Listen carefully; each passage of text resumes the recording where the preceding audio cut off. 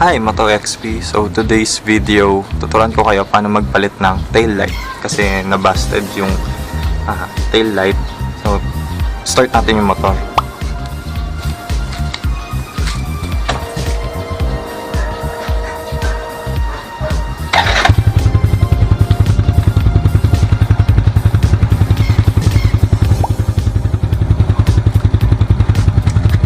So as you can see, wala yung ilaw niya. Pag nagbe-brake lang, saka lang siya nagkakaroon ng ilaw. So busted yung tail light niya. So para palitan yung tail light or yung bulb sa loob, kailangan natin tanggalin yung itong dalawang tornilyo. Ito sa baba. So tanggalin muna natin to. So pag tinanggal niya to, ingatan natin to, baka mawala. Baka pagtanggal nyo hindi nyo napansin na hulog. So isama nyo na lang sa pagtanggal.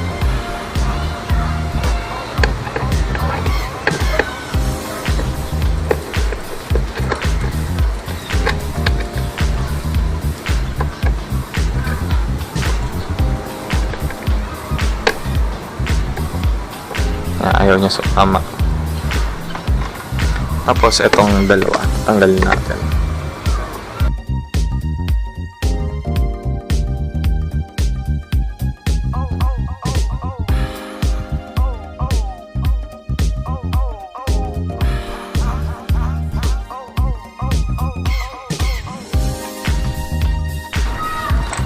Ayan, tanggal na natin. So, para matanggal siya, hilain lang natin to palabas.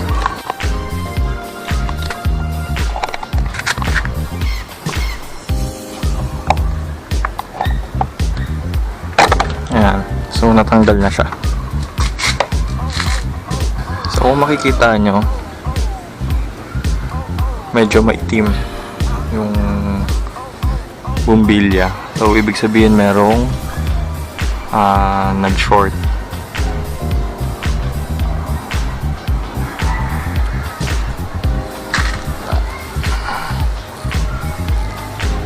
Ayun, may putol kung nakikita nyo.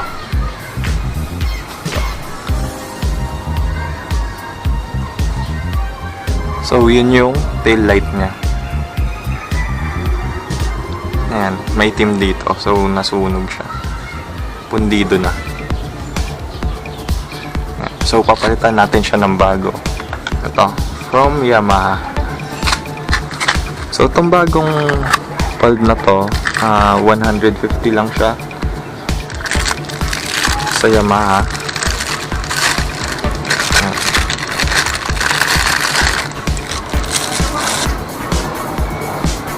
So ito yung difference.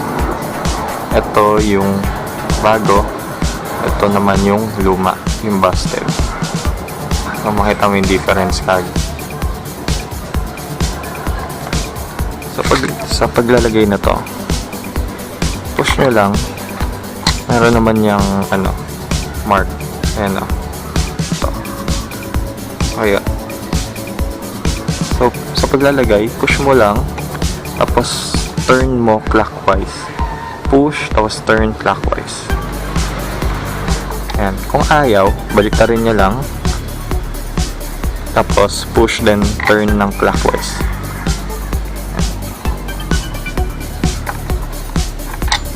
Ayaw pa rin. Tama pala yung kanina.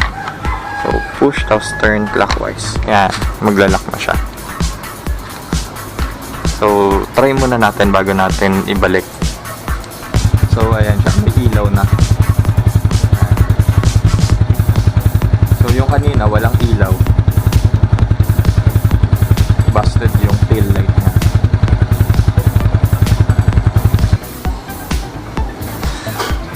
So sa pagbabalik nito, lulusot lang natin dito muna bago i-kakabit. So kailangan muna pumasok itong dalawang naka-slit na to.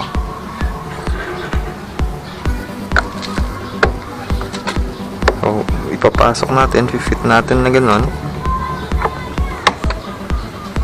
Tataas natin ng konti ito para pumasok siya.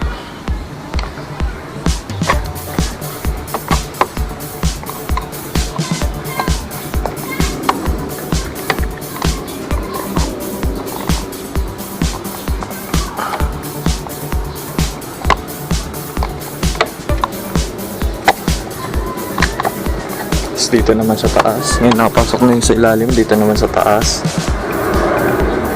I-fit lang natin siya. Yan. Dito rin sa kabila.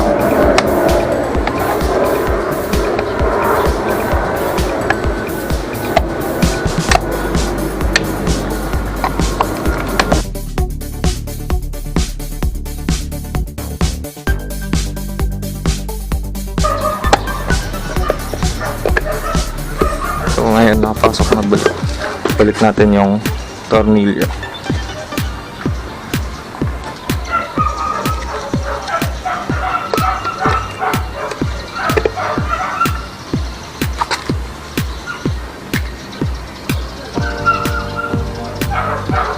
So kapag nahuli kayo na wala kayong tail lights, so magbabayad kayo ng 5,000 sa LTO.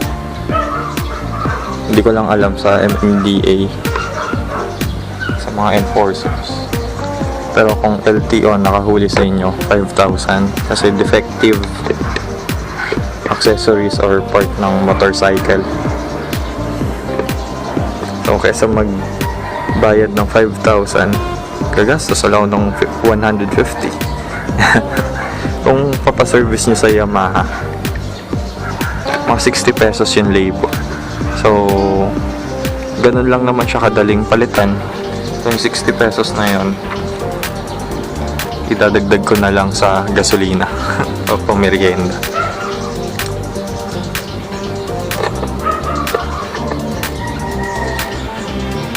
So yun, ganun lang kabilis. So start natin ulit para ma-check natin kung tama yung kabit natin or kung may ilaw ba. So ayan, meron na siyang ilaw, may tail light na. So kung di ka pa nakasubscribe, please subscribe to MotoXP and click the notification bell button para sa future videos natin. So ride safe everyone and peace out.